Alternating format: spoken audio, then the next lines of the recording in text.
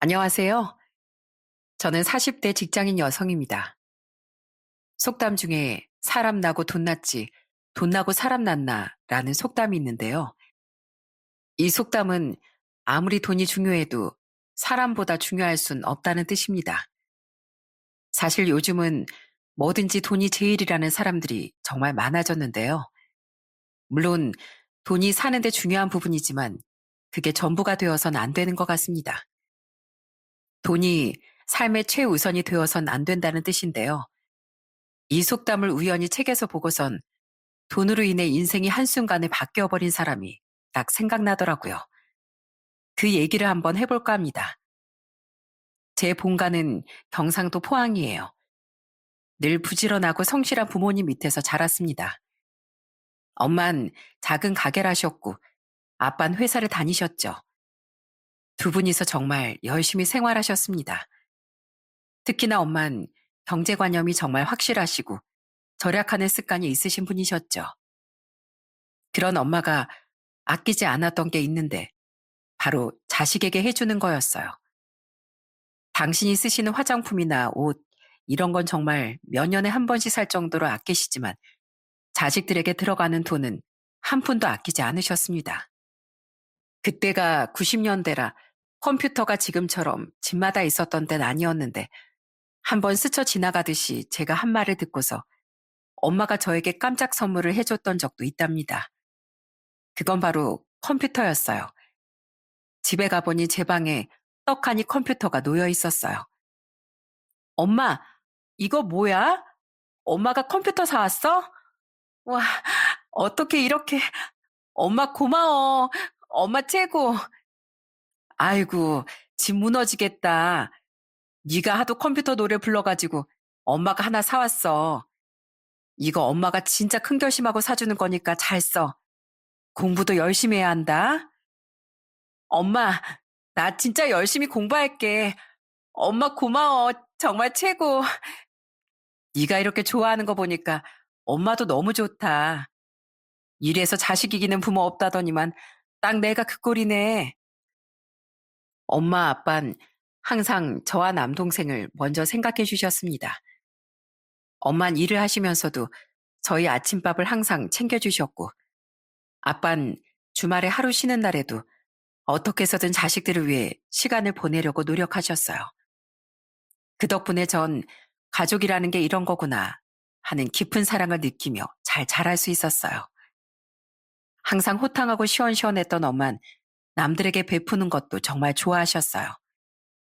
그때 당시 엄만 작은 식당을 하셨는데 동네 홀로 사는 노인분들에게 무료 식사도 제공하시기도 했습니다. 처음엔 하루를 통째로 그렇게 봉사라는 게 이해가 되지 않았어요. 그렇게 무료 식사 봉사라면 아침부터 저녁까지 쉴 틈 없이 일을 해야 했거든요. 늘 집에 와선 고단해 하시는 게 눈에 보여 한 번은 엄마에게 왜 그렇게까지 하는지 물어본 적도 있었습니다. 엄마, 이제 그만해. 이 정도면 엄마 봉사 많이 한 것 같은데 엄마도 힘들잖아. 매달마다 이렇게 봉사하면 뭐해. 엄마한테 돌아오는 것도 없는데. 돌아오는 게 왜 없어. 다 사람 복이 돌아오는 거야. 이렇게 어려운 이웃들 도와주고 봉사하면서 내 마음도 뿌듯하고 행복해지는 거거든.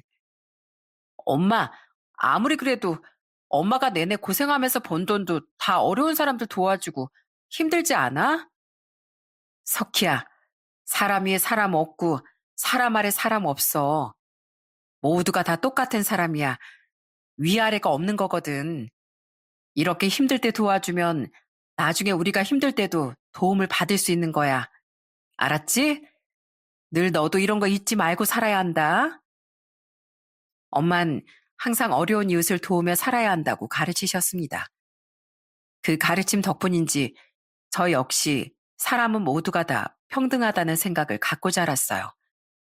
그러다 저희 집에 불행이 찾아오게 되었습니다.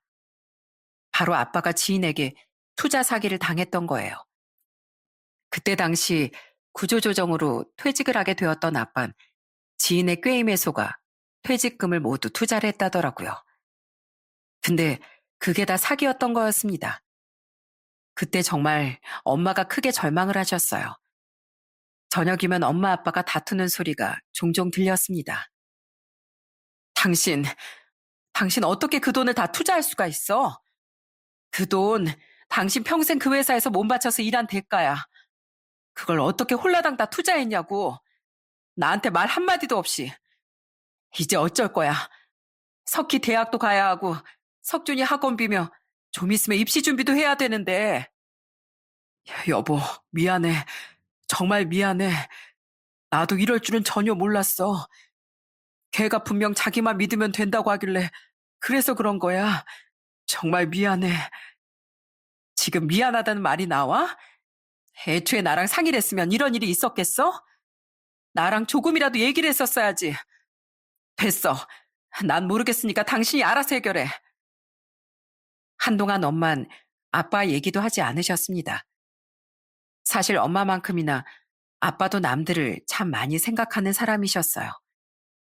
특히나 지인들 중에 어렵다는 사람이 있으면 몸소 도움을 주시기도 했었는데요.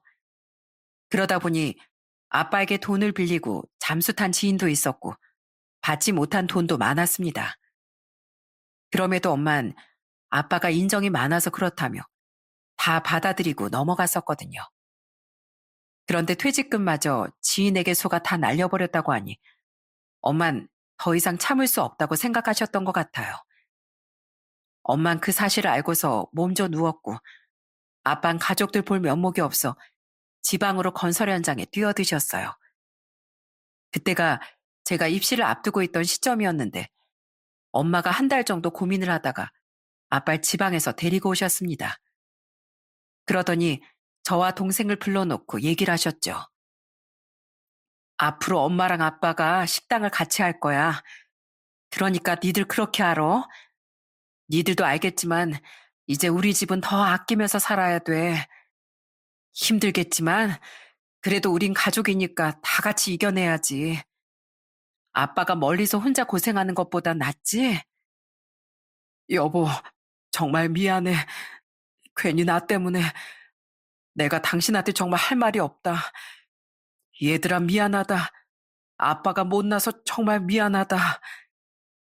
당신 그런 소리 하지 마. 사람이 살다 보면 실수할 수도 있고 그런 거지. 일부러 그런 것도 아니고 속은 건데 어쩌겠어. 평생 사무실에서 일만 하던 사람이 현장 일을 제대로 할 수나 있어? 거기서 힘들게 일할 바에 그냥 나랑 같이 식당 하면 돼. 그렇게 엄마 아빤 함께 식당을 운영하셨습니다. 사실 아빤 그냥 엄마 가게에서 크게 하는 일은 없었지만 엄만 항상 아빠를 동업자로서 존중해주고 위해주셨어요.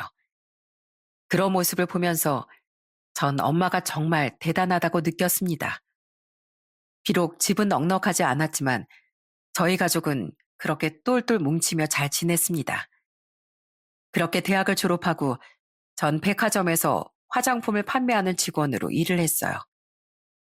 그때 동료 직원의 소개로 만나게 된 사람이 바로 남편이었죠.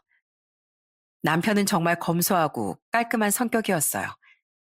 그런 모습에 저는 호감이 더 많이 갔던 것 같아요. 그렇게 2년의 연애를 하던 중 결혼을 결심하게 되었는데요.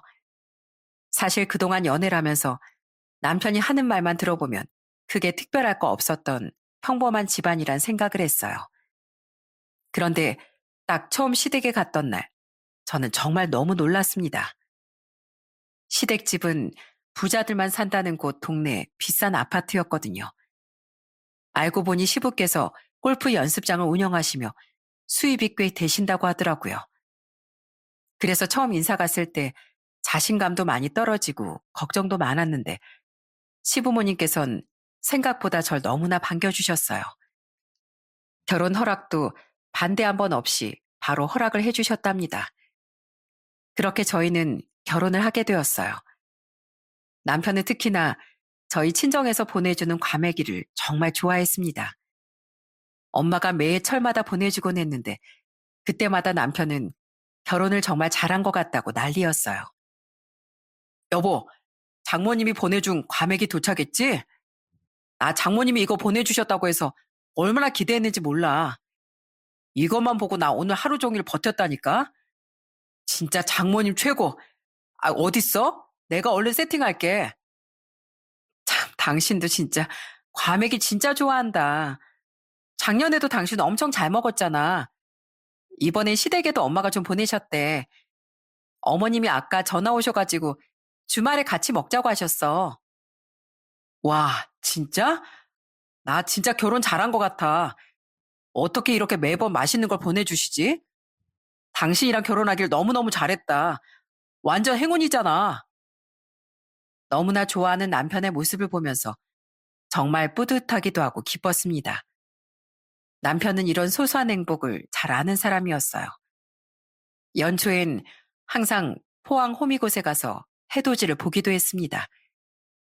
해가 뜨기 전에 친정집에서 미리 타온 커피를 마시며 서로 도란도란 얘기를 나눌 때면 정말 이런 게 행복이구나 싶기도 했어요. 여보, 올해는 진짜 우리 열심히 살자. 우리 곧 태어날 애도 있고 내가 앞으로 더 열심히 일할게. 당신 고생하지 않게 내가 더 노력할 테니까 아무 걱정하지 마. 고마워. 그렇게 얘기해줘서 내가 얼마나 든든한지 몰라. 늘 연초에 우리 집 챙겨줘서 진짜 고마워. 당신 솔직히 여기까지 내려오는 거 피곤하고 힘들잖아.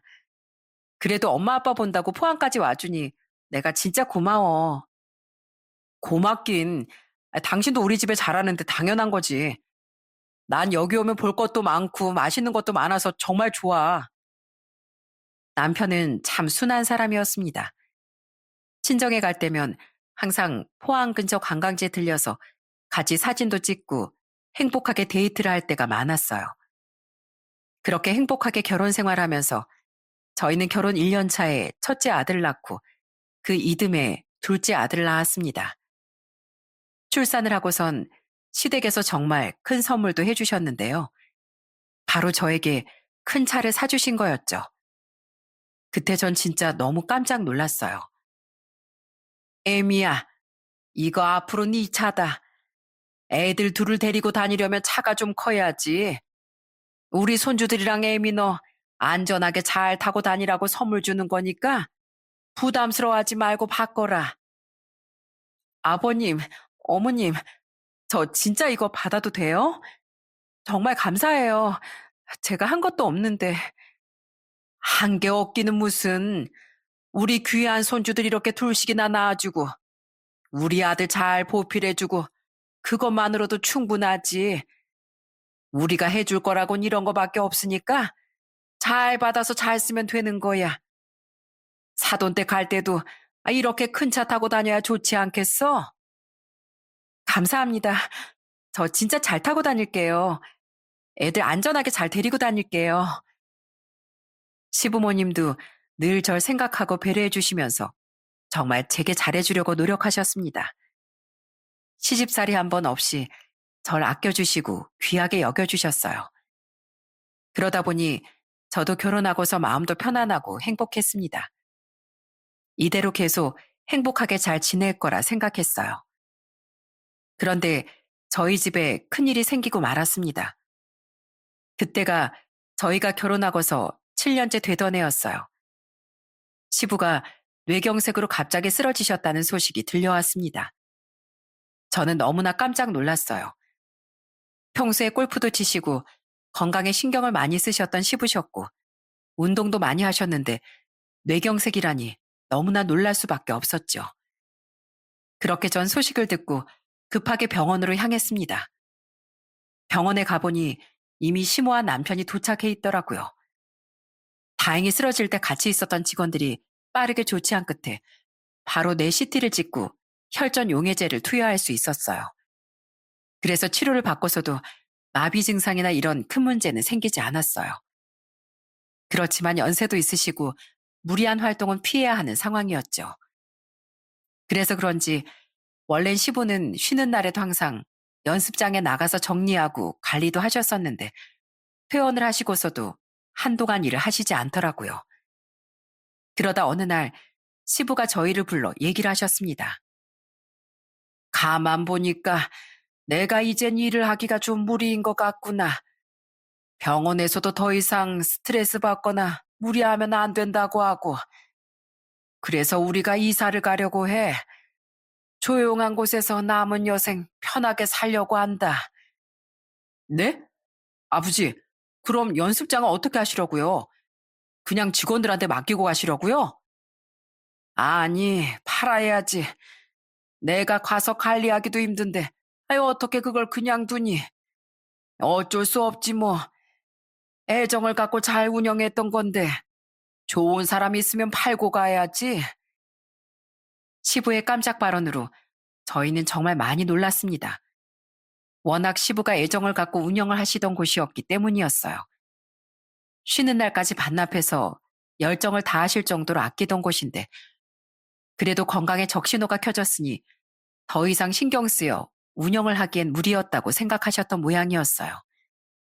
그런데 그 말을 듣고 남편이 저에게 조심스럽게 얘기를 하더라고요.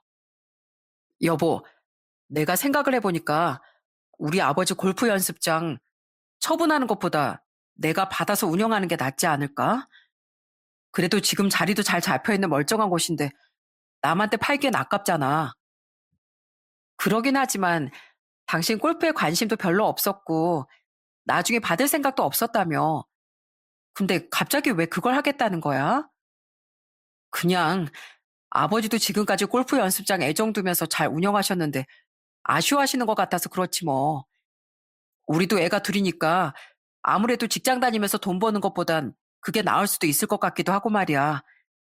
난 그게 더 좋을 것 같아. 아마 아버지한테도 말씀드리면 좋아하실 거야. 남편은 시부가 팔려고 했던 골프 연습장을 자기가 끝까지 해보고 싶다며 말을 했습니다. 시부는 처음에는 좀 주저하셨어요. 아무래도 남편이 골프의 골자도 모르는 사람이기도 했고 평생 직장에 다니던 사람이 갑자기 사업에 뛰어든다는 게 걱정이 되셨던 것 같습니다. 그렇지만 남편은 끝까지 시부를 설득했어요. 결국 남편의 고집을 꺾을 수는 없었죠.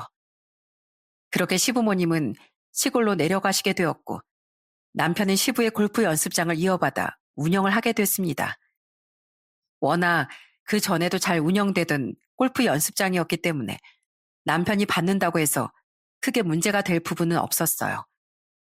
직원들이 거기에 오래 다니기도 했고 워낙 잘 일을 해줬기 때문이었죠. 그러다 보니 남편으로 대표가 바뀌고 나서도 수익은 잘 유지가 되었어요. 처음 운영하고 첫 정산을 했을 때 정말 좋아하던 남편이 지금도 생각이 납니다. 여보, 나 오늘 한 달 수입 정산했는데, 와, 이래서 다들 사업 하는 건가 봐. 내가 월급 받을 때랑은 완전 차원이 다른데, 아버지가 계실 때보다 조금 떨어지긴 했는데, 그래도 이 정도면 잘한 것 같아. 앞으로 나도 영업도 뛰고 그래야 되겠어. 그래? 다행이네. 당신 그동안 걱정 많았잖아. 회사 다닐 때보다 뭔가 부담이 큰 것 같아서 걱정했는데, 다행이다, 정말. 그러게, 진짜 걱정 많았는데, 이대로만 잘 나오면 진짜 우리 금방 부자 되겠어. 여보, 내가 진짜 열심히 해볼게. 그래서 앞으로는 우리 좀 편안하게 살자.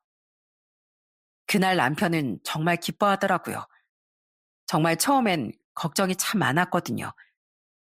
혹시라도 자신이 받고 나서 잘 안 되면 어쩌지 걱정을 많이 했었는데 좋은 결과를 보니 더 기운이 나서 열정을 불사르는 남편을 보고 저 역시 뿌듯하고 좋았어요. 그날 이후로 남편은 정말 열심히 일을 하더라고요. 사람들도 많이 만나고 주변의 골프 연습장 홍보도 많이 하기 시작했습니다. 원래는 골프를 잘 안 치던 사람이었는데 사람들과 어울리기 위해 골프도 시작을 했어요. 그러다 보니 남편의 벌이도 많이 달라졌어요. 월급을 받을 때보다 몇 배는 더 많은 수익을 얻을 수 있었죠. 처음엔 넉넉한 수입을 보면서 남편도 참 좋아했습니다. 평소라면 고민하며 샀을 법한 물건들도 좀 더 편하게 살 수 있었죠. 전에는 야근에 주말도 반납하면서 일을 했을 때도 있었는데 그런 게 줄어드니 가족끼리 보내는 시간도 많아졌습니다. 그렇게 잘 풀릴 거라 생각을 했어요. 그런데 돈은 생각보다 무서운 존재였더라고요. 큰 돈을 만지기 시작하니 어느 순간부터 남편이 변하기 시작했습니다. 겨울옷을 사기 위해 남편과 같이 백화점에 갔던 날이었는데 옷을 보던 남편이 손에 있던 옷들을 직원에게 다 계산해달라고 하더라고요. 전 그 말을 듣고 정말 깜짝 놀랐습니다.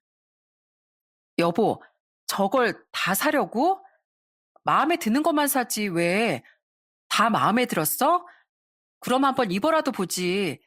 보는 거랑 입는 거랑 또 다르잖아. 당신 원래 이것저것 입어보면서 옷 사는 거 아니었어? 에이, 이왕 나온 김에 다 사면 되지 뭐. 뭐 안 입는 건 나중에 다른 사람 주거나 그럼 되고. 옷 고르는데 시간 허비하고 싶지 않아. 돈이야 뭐 벌면 되는 거니까. 뭐? 아, 여보, 저거 얼만 줄이나 알고서 그런 소리 하는 거야? 에휴, 저 푼돈 가지고 뭘 그래. 당신도 이젠 좀 마음 넉넉하게 가져봐. 우리가 전이랑 똑같아? 벌이가 다르잖아, 벌이가. 그 정도 벌면 쓸 줄도 알아야 돼.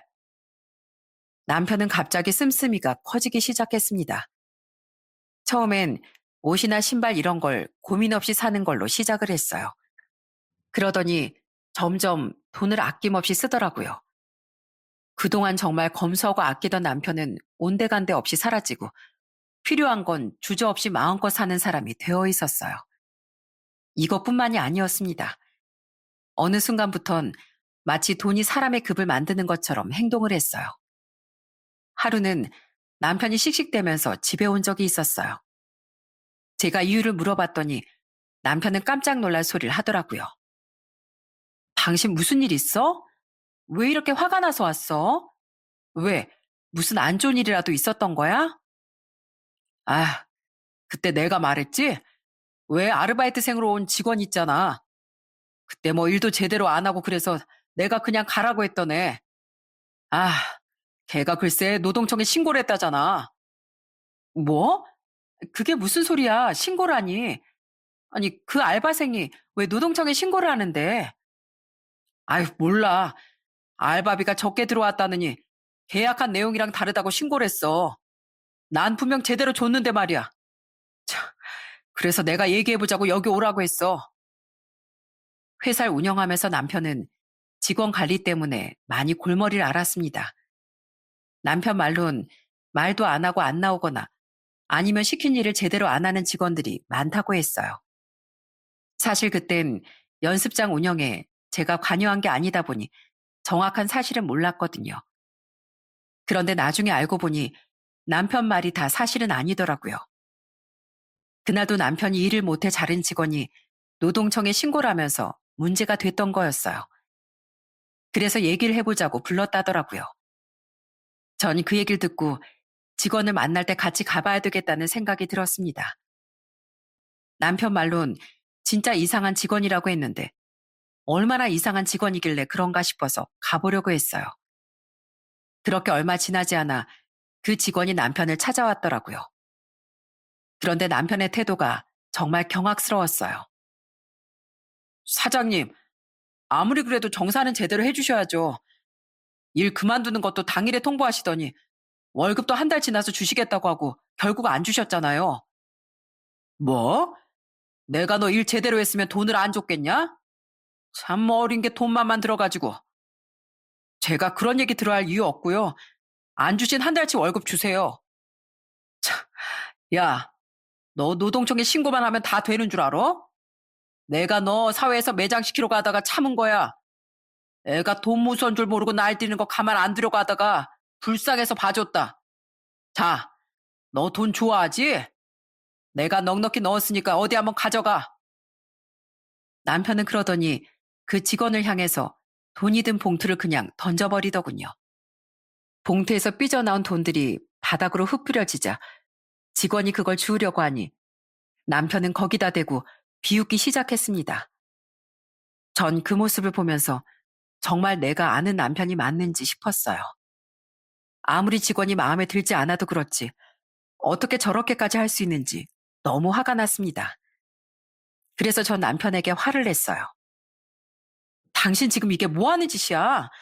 어떻게 이런 짓까지 할 수가 있어? 아니, 아무리 그래도 사람 연잔에 대고 돈봉투 던지는 건 좀 아니지 않아?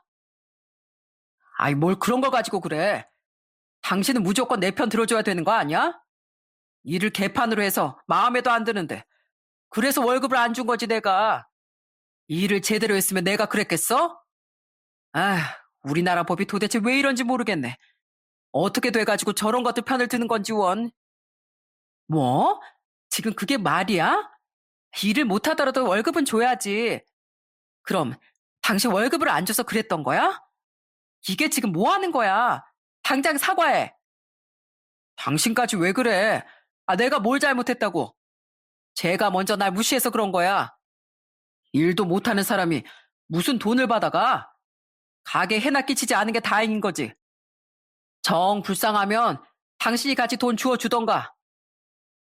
뻔뻔한 남편의 말에 전 할 말을 잃었습니다.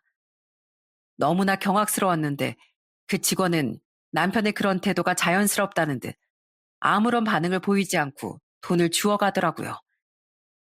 그때부터 전 남편이 제가 아는 그 사람이 아니구나 생각이 들었습니다. 남편의 변화는 이뿐만이 아니었어요. 어느 날 남편이 절 부르더니 보여줄 게 있다며 주차장으로 절 불렀습니다. 가봤더니 처음 보는 외제차가 떡하니 서 있더라고요. 그건 바로 남편이 새로 뽑은 새 차였어요. 여보, 이거 어때?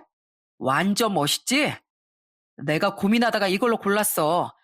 다들 잘 샀다고 하더라. 사장이면 이 정도는 해야지. 어때? 멋지지? 당신 시승식 시켜주려고 불렀지. 당신 멀쩡한 차가 있는데 왜 또 새 차를 샀어? 이거 완전 비싼 차 아니야? 전에 차 할부도 버거하던 사람이 갑자기 이렇게 비싼 차는 왜 산 거야? 아유, 2억 그거 조금만 아끼면 금방 모아. 이쯤이야 뭐. 2억은 이제 푼돈이야, 푼돈. 그렇게 비싼 차도 아닌데 뭘 그래. 사장이면 이 정도는 해야지. 다들 잘 샀다고 하는데 왜 당신만 그래? 칭찬을 해주지 못할 망정. 뭐? 칭찬?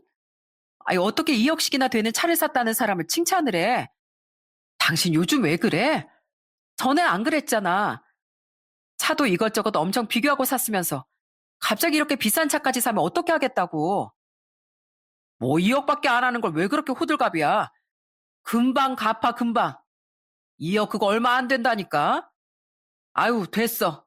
당신이랑 무슨 얘기를 하겠어. 시승식은 무슨. 아, 당신 기분 좋게 태워주려고 했던 내가 잘못이다. 내가 잘못이야. 정말 전이라면 상상도 못했을 법한 차를 떡하니 사고 온 남편을 보면서 도대체 이 사람이 왜 이러나 싶은 생각이 들었어요.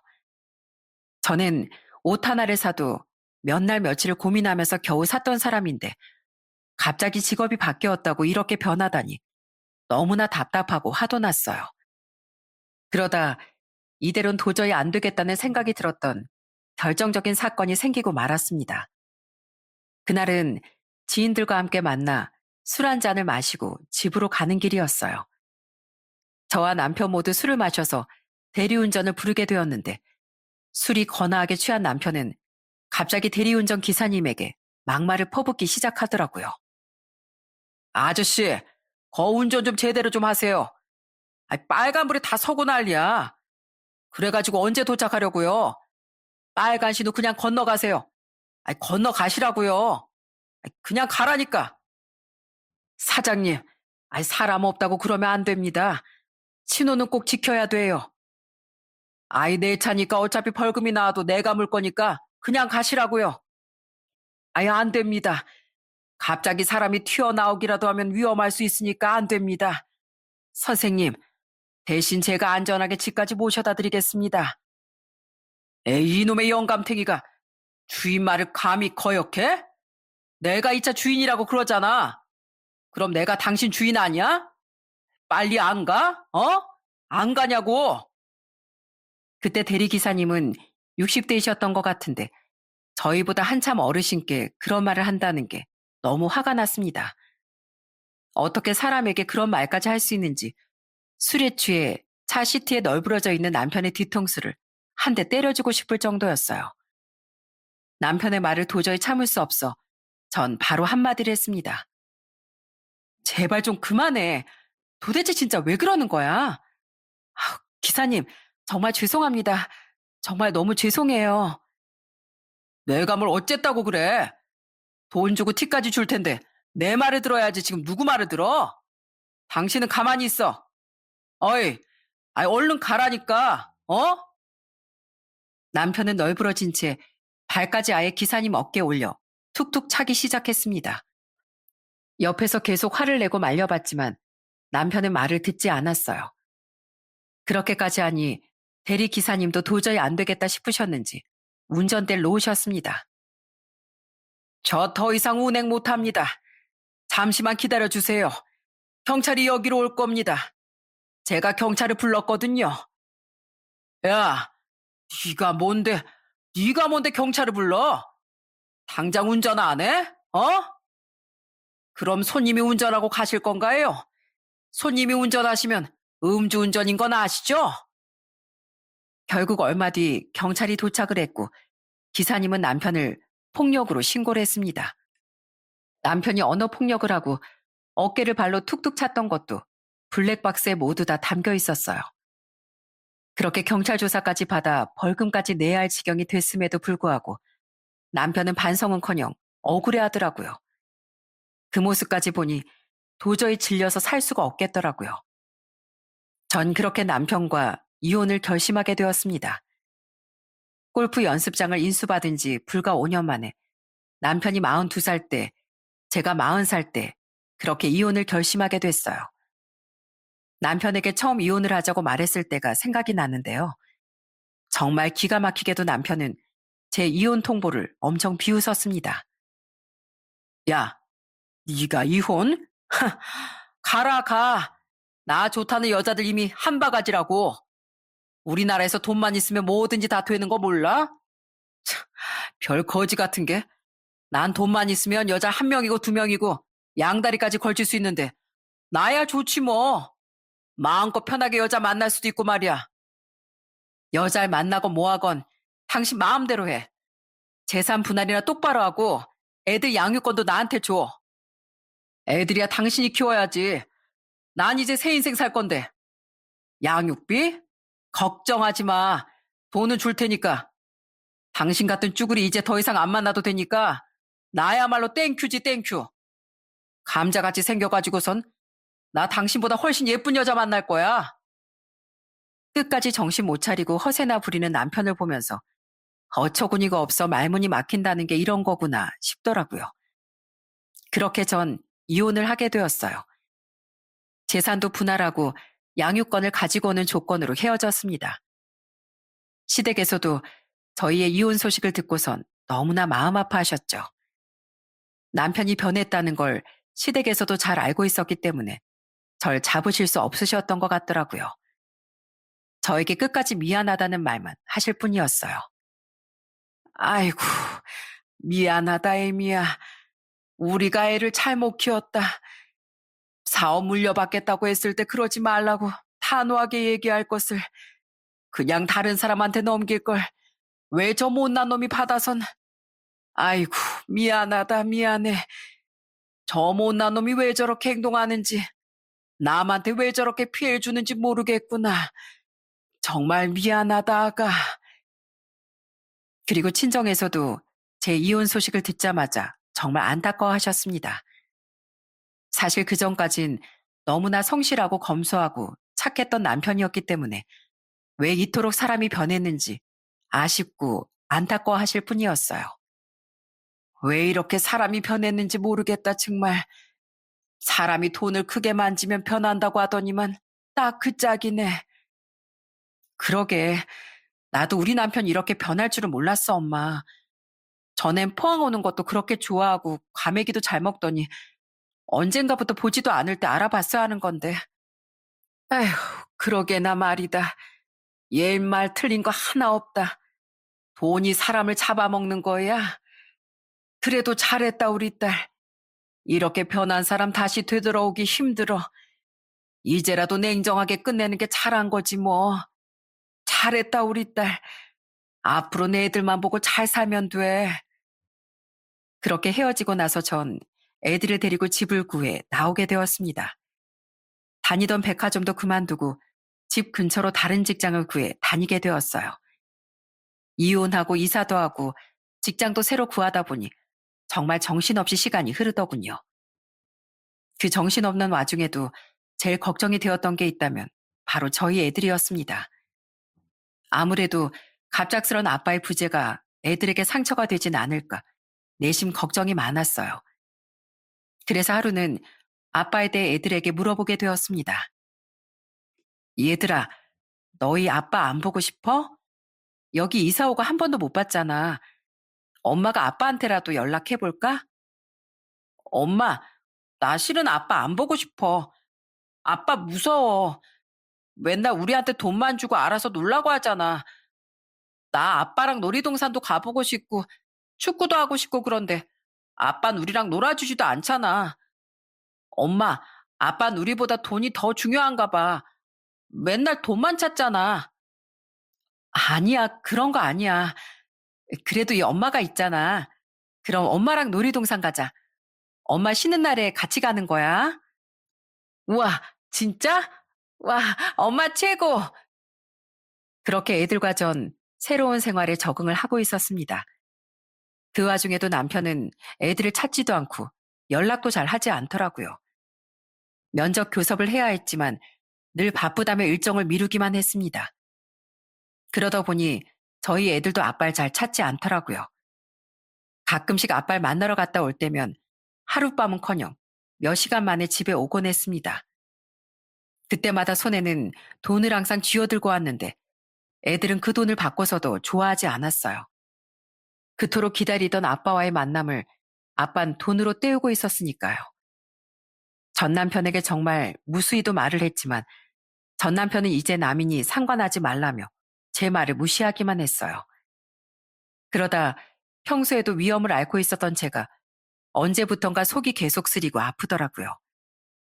약을 먹기도 하고 나름 건강관리도 계속했었는데 잘 좋아지지 않아 건강검진을 받게 됐습니다. 그런데 그때 건강검진 결과를 의사에게 듣고서 세상이 무너지는 줄 알았어요. 그 이유는 바로 제가 위암 판정을 받은 거였습니다. 정말 너무나도 놀라서 아무런 말도 하지 못할 정도였어요. 그나마 다행이라고 하면 2기, 3기가 아닌 위암 1기라는 것이었어요. 그래서 전 수술 날짜를 잡고 치료를 받게 되었죠. 수술을 받고 일주일 정도 입원 후에 퇴원을 하게 되었습니다. 다행히 경과가 좋았고 이후에 예후를 관찰하기로 했습니다. 그래서 전 몸 회복을 위해 애들을 친정에 맡기고 병원 근처 요양병원에 지내게 되었어요. 애들을 위해서라면 몸 건강을 먼저 찾는 게 우선이다 싶었거든요. 그래서 요양병원에서 면역 주사도 맞으며 회복을 위해 정말 열심히 노력했습니다. 그러다 수술 후 첫 병원 검진일이 다가오면서 수술한 병원으로 향하게 되었어요. 그런데 그때 저 멀리서 전 남편이 의자에 앉아 있는 걸 보게 되었습니다. 전 남편도 뭔가 검사를 받으러 온 것 같았어요. 전 그냥 지나가려고 했는데 전 남편은 절 봤는지 큰 소리로 절 불렀습니다. 어? 이게 누구야? 야, 김석희. 아이, 아는 척 하지 마. 어따 대고 아는 척이야? 아는 척 하지 말라고. 말 섞기도 싫으니까. 야, 아직도 그 성깔 못 버렸네. 근데 여기 병원에 왜 있는 거야? 어? 여긴 안병동인데 뭐 암이라도 걸렸냐? 혹시 너 뭐 안 걸려서 온 거야? 전 남편의 말에 너무나 짜증나 아무런 말도 하지 않았습니다. 그랬더니 전 남편은 절 보고서 비꼬며 말을 하더라고요. 아유, 맞네, 맞아. 아유, 그렇게 나 싫다고 그냥 버리고 가더니 천벌 받았네, 천벌 받았어. 아이고, 참, 그러게 있을 때 잘해야지. 내가 너한테 돈만 주면 관리도 잘했을 테고, 편안하게 살았을 테고, 스트레스도 안 받았을 텐데, 그러면 암이 걸렸겠어? 다 이게 날 떠나가지고 그런 병에 걸린 거야. 아이고, 짠하다, 짠해.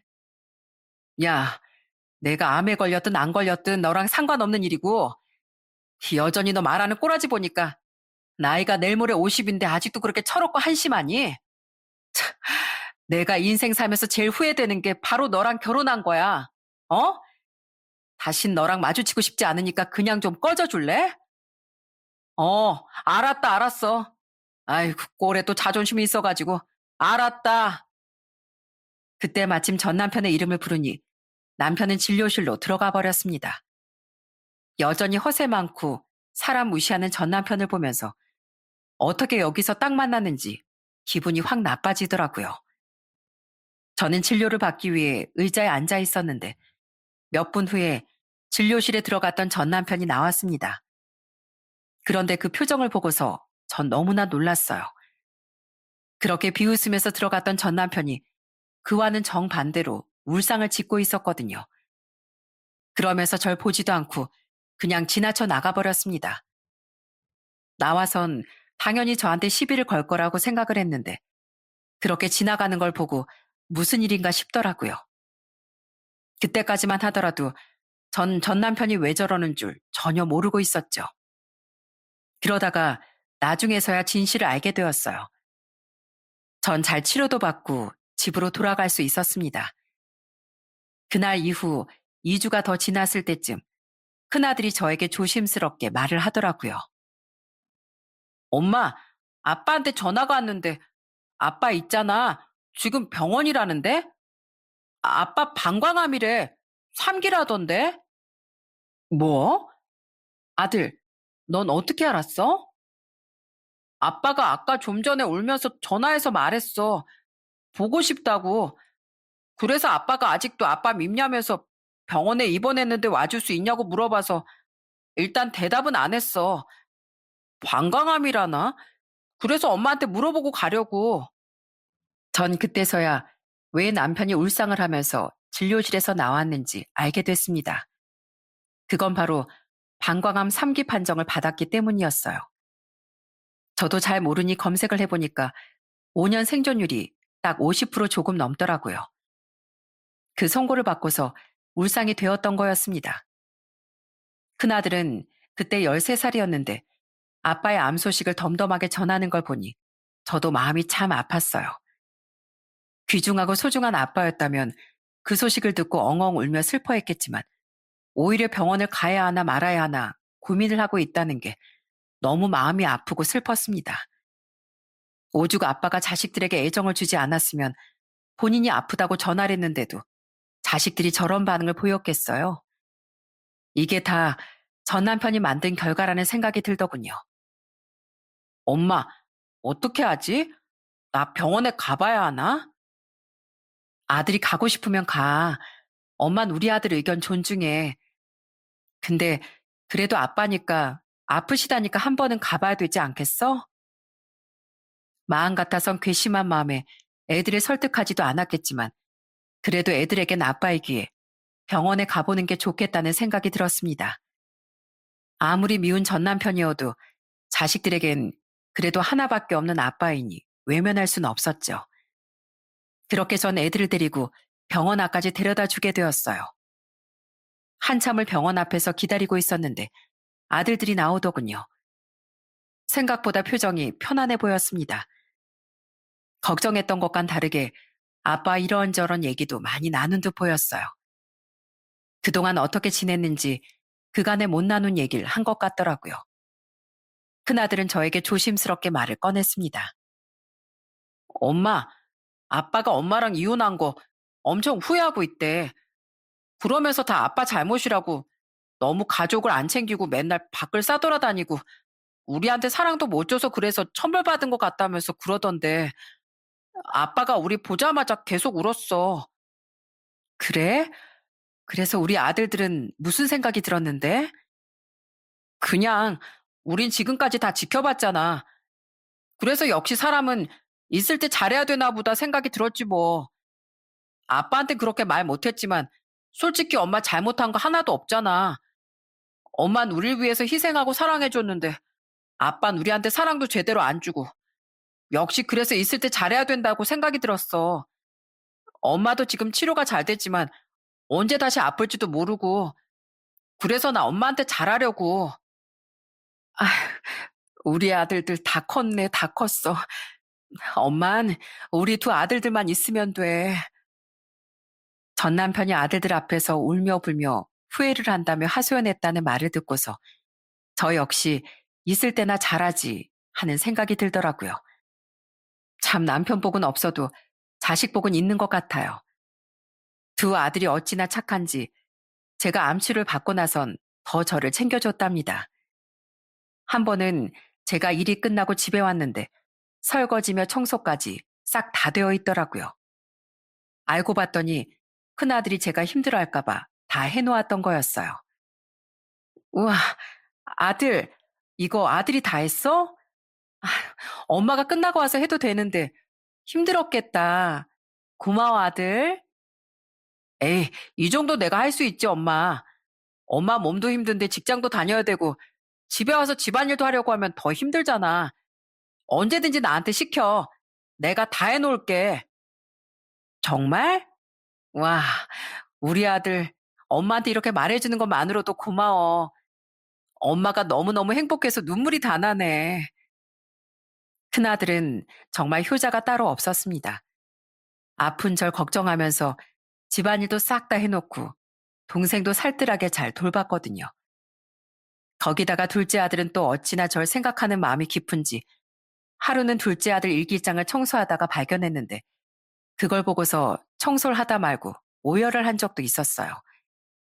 그 일기장엔 저에 대한 사랑이 가득 적혀 있었거든요. 난 엄마가 참 좋다. 엄만 우릴 위해 무엇이든 할 수 있는 슈퍼우먼이다. 엄만 우리를 지켜준다고 하지만 난 엄마를 지켜줄 거다. 엄마를 위해서 공부도 열심히 하고 밥도 잘 먹을 거고 씩씩해질 거다. 엄만 내가 제일 사랑하는 사람이니까. 엄마가 아프다. 엄마가 없으니까 너무 무섭다. 내가 엄마 말을 안 들어서 엄마가 그렇게 아픈 병에 걸린 것 같다. 엄마 병이 다 나으면 말도 잘 듣고 공부도 잘해서 엄마가 속상하지 않게 할 거다. 전 둘째 아들이 적은 일기장을 안고서 엄청 오열을 했습니다. 이렇게 사랑스럽고 예쁜 두 아들을 그동안 외면하며 지내온 전 남편이 너무도 원망스럽고 믿기도 했었어요. 아이들에게 상처를 준다는 걸 도저히 용서할 수 없었죠.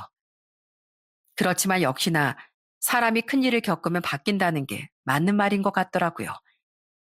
전 남편은 치료도 잘 받고 상태도 많이 좋아진 것 같습니다. 우리나라 의료기술이 세계 최고라고 하더니 정말 그게 맞는 말 같아요. 지금은 애들도 자주 만나면서 뒤늦게 못해줬던 거 다 해주고 있는 것 같아요. 애들이 원하는 거나 가고 싶다는 거, 먹고 싶다는 거 다 해주면서 애들과 잘 지내고 있답니다. 전에는 정말 가끔 있었던 면접 교섭도 가기 싫다고 말하던 아이들이었는데 요즘은 면접 교섭하고 오면 얼굴도 밝고 너무 좋아하더라고요. 이렇게 뒤늦게라도 정신을 차린 남편이 아이들과 사이좋게 잘 지내기를 기원하고 있습니다. 저와는 이제 더 이상 인연을 이어나가진 않지만 그래도 우리 아이들에게만큼은 제대로 된 아빠로서 최선을 다하는 그런 아빠가 되어주길 바라고 있어요. 요즘은 애들이랑 소소하게 캠핑 가는 걸 즐기고 있어요. 직접 요리할 것도 정하고 어떤 게임을 할 건지도 정하기도 한답니다. 아들, 이번에 가서 엄마가 부대찌개 이런 거 해줄까? 저번에 왜 맛있게 먹었잖아. 아들들 좋아하는 소세지도 잔뜩 넣고 말이야. 좋지, 엄마. 그럼 내가 이번에 보드게임 잔뜩 챙겨갈게. 우리 가서 보드게임 하면서 놀자. 그래, 엄만 너무 좋지? 다음엔 우리 외할머니, 외할아버지랑 다 같이 갈까? 저번에 다 같이 가면 좋을 것 같다고 했잖아. 엄마가 한번 물어볼게. 우와, 정말? 우리 다 같이 캠핑 가면 정말 재밌겠다. 게임 뭐 할지 그럼 내가 고민해 볼게. 사춘기가 된 큰아들도 정말 착하고 바르게 잘 자라고 있습니다. 둘째 아들은 여전히 애교 많고 귀여운 막내예요. 친정 부모님도 건강하게 잘 지내고 계시고요. 가끔씩 아들들이 전 시댁에도 다녀오는데 전 시부모님도 건강하게 지내시는 것 같더라고요. 이렇게 한번 크게 아프고 나니 세상에서 제일 중요한 건 건강이라는 생각이 듭니다. 소 잃고 외양간 고치지 말고 지금부터라도 건강을 잘 지켜내는 게 중요한 것 같네요. 요즘은 인스턴트 식품도 정말 많고 기름지고 자극적인 음식도 자주 먹게 되잖아요. 그럴 때일수록 한 끼라도 건강한 식단으로 먹는 게 정말 중요한 것 같습니다. 돈도 생활하는데 정말 중요하지만 무엇보다 건강을 잃게 되면 수많은 돈도 결국엔 필요가 없어지는 거더라고요. 여러분들도 항상 건강 유의하시고 건강 잘 챙기시길 바랍니다. 요즘 독감이 유행한다는데 독감도 조심하세요. 제 사연 함께 들어주셔서 감사합니다.